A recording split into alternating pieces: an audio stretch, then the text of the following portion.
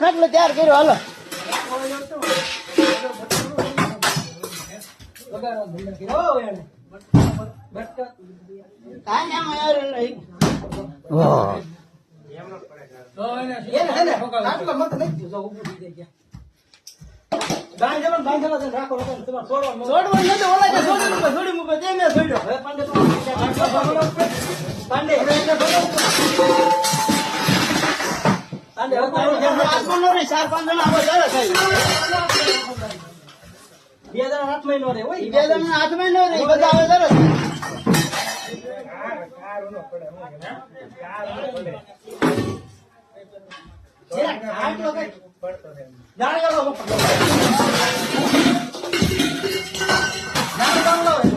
એ તો કહું છું આગળ પાટલો નાખી દો ને પેલા ગળો નાખી બાંધી ટાંગો બાંધો